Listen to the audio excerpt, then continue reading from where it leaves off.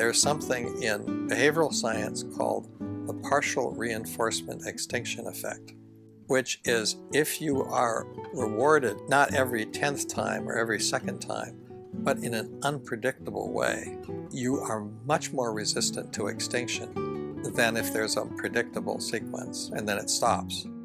And in a sense, scientists are victims of the partial reinforcement extinction effect because those occasional rewards keep us going. We occasionally get a paper accepted or a grant funded and find something interesting, and that's what keeps us going. I'm a victim of that, if you will, but a happy victim.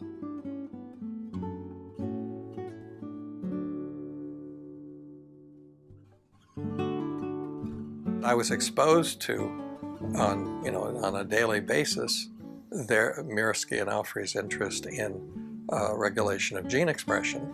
Mirsky wrote a number of papers, and one of them was on identical twins. But it was on not how similar they were, but how different because of the environmental influence. And that, at the time when people were thinking that we could learn everything if we learned the DNA code. Everything you've shown us and talked about is heredity. Isn't environment really more important? We used to argue which is more important, genes or environment. Mirsky was really bucking the trend, the idea that to just not think just about genotype and think about all these other influences was sort of intrinsic to the way Mirsky looked at life, and now the way we all do, should.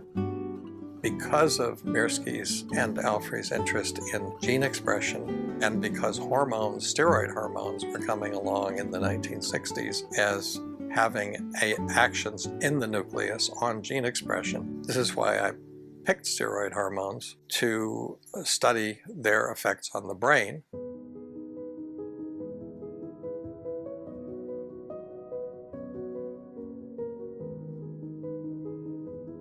I had no way of seeing all the connections that would develop subsequently, but it certainly did trigger the idea that hormones are doing other things in the brain than simply regulating their own secretion. We stuck with it at a time when nobody even thought much about gene expression in the brain being very important.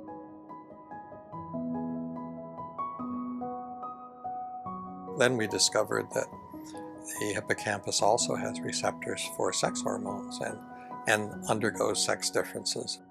The current work shows that in the hippocampus, when you look at male and female responses even to stress, the male and the female gene expression patterns respond often. What goes up in the male goes down in the female and vice versa.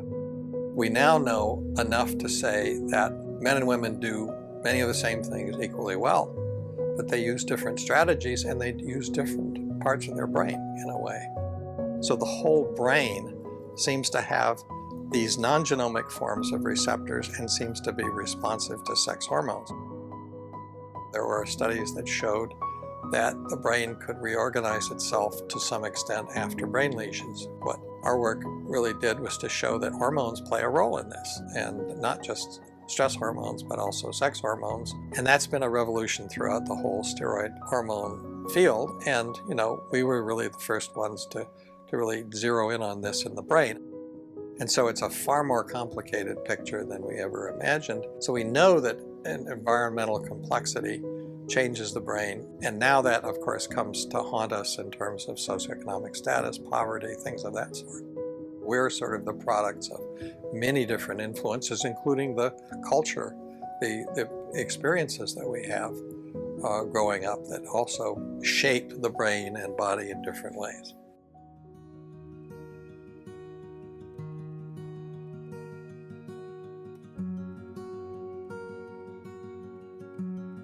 One of my collaborators in physiological psychology is a man named Elliot Steller. We coined the term allostatic load, which is the price the body pays for responding to challenges and helping us adapt.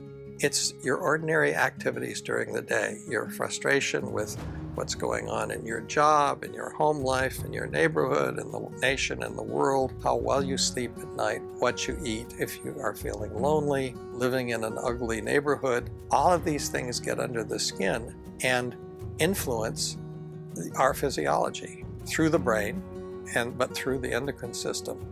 And these are all contributors to allostatic load. This concept, it's provided the bridge for social scientists to understand a little more about the biology, or the aspects of biology they deal with. And I think it's penetrating into medicine and psychiatry. It has. So it represents a way of thinking about stress and thinking about how we live our lives.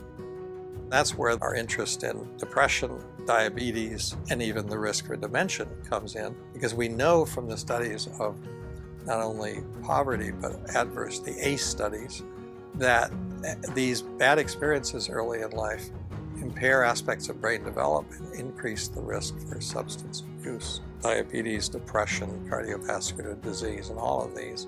What, of course, we don't know is if we can intervene and not reverse it, but redirect it to increase plasticity and allow some of the better things to come out. So I moved into that and continued to, in parallel to the laboratory work, develop an interest in how we apply what we're learning in animals to the human condition. And that's where my brother Craig, who's a sociologist, and I have come together and now increasingly involved in thinking together about these things. And of course, he brings a different perspective from a social scientist who thinks about environmental factors and contexts and so on that can determine how genes are expressed. And can only think how pleased our parents would have been to see that. I'm not sure that what we're doing now is going to really, pay off in a way. I'll probably be surprised when we break the code for the Alzheimer's study, hopefully favorably, but we could be surprised that it doesn't really show anything. And then, go back to the drawing boards. But at least people will use that knowledge to move on to another step. That's the way science works. So you can't be too possessive about your own findings or own direction. I think what it takes to be a good scientist is persistence, developing a story and sticking with it, and being a good citizen and collaborator, because you can't really, most things you can't do alone. It's a group process.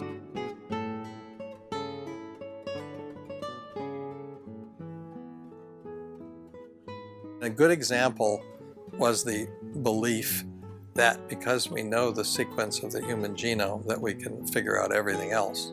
Little realizing there was all this complexity that we now call epigenetics. It's the difference between bottom-up and top-down research. And when you talk about the bottom-up, you think because I have a mechanism that I can explain everything. And you have people who tend to want to do that. And if it doesn't explain things, then, they get very irritated, not realizing that, well, there's a point. You have to look top-down as well, and then kind of blend these things together. And all this complexity is part of this whole issue that we think we know more than we really do. And yet it's absolutely amazing what things come up that we never expected.